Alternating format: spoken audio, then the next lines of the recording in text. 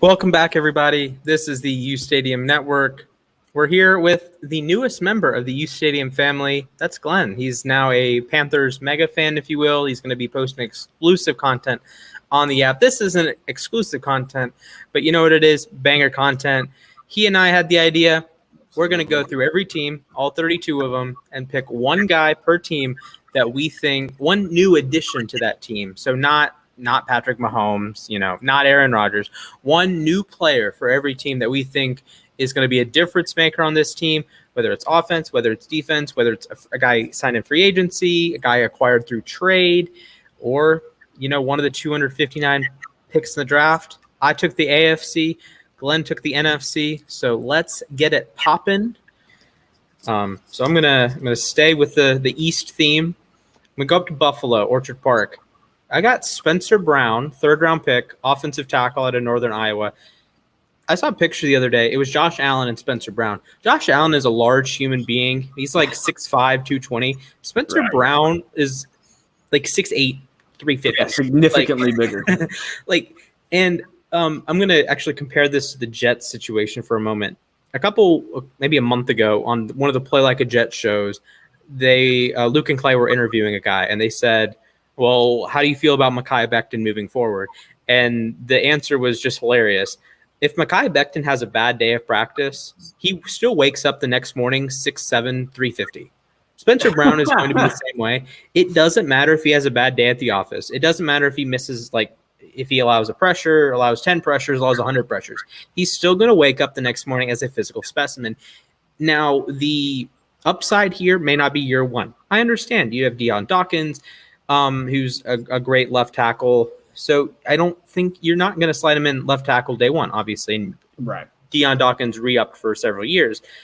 But I think down the line, and Brown is a guy that, one, is in your future plans for sure, but tackle depth is so important. We see it across the league that you can never having a good swing tackle ends up being your second tackle, right? The odds of both of your tackles playing healthy all 16 games, now 17, is pretty slim. It's pretty rare to see, take Baltimore last year. Orlando Brown had to move from right tackle to left tackle, then right tackle was an issue all year long.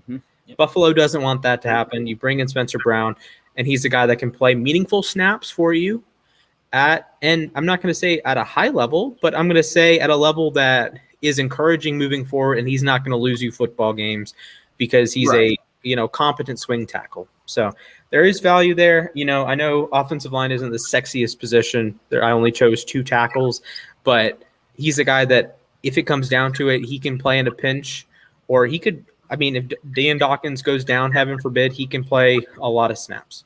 Mm-hmm. I agree with you. A lot of these teams, Splash, I'm going to defer to your expertise because you are extremely knowledgeable about all this. But I agree with you 100% that tackle depth is so important and offensive line depth in general. How many teams do we see every year get depleted with injuries across the line, and a lack of depth just destroys them? And it's so difficult to find that, especially at the tackle position nowadays in the NFL. Absolutely. So I agree with you 100%, especially for a team like Buffalo that is a real contender in the AFC with the emergence of Josh Allen. You want to keep him upright, as healthy as possible. It doesn't matter that he's a huge guy. He's mobile. And as we know, mobile guys take a lot more hits than your average Joe. Right. You look at Cam Newton. The guy is huge. He always has been, but those hits, they add up over time. And you want to keep Allen at that level for as long as you can. So I like the decision. And I agree that, down the road, I think Spencer Brown can be a real asset to this offense as a whole. And I also agree with you that, offensive line, definitely not the sexy pick, but and I think the average fan is starting to understand more and more just how important the trenches are. For sure. There's so much emphasis put on the tackle position, especially, but yeah, I'll agree with you on that. Yeah, and I do want to throw out there that one of your good friends, Darrell Williams, is the right tackle of the Buffalo Bills.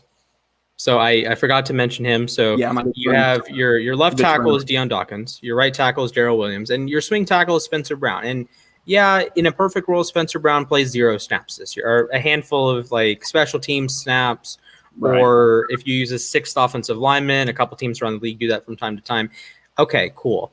Like say Josh Jones in Arizona had a couple snaps as a tight end in a 6th offensive lineman setup last year. So in a perfect world for Buffalo, Spencer Brown plays 0 snaps. But we all know that injuries happen, and I don't wish injury upon Dawkins or Williams. But if either of them were to go down, I think Spencer Brown can be a top, 50 tackle tomorrow, right? Yeah. Again, and if he has a bad day at the office, the next day he wakes up, he's 6'8", 350. So upside's important to me, but also a high floor is important to me.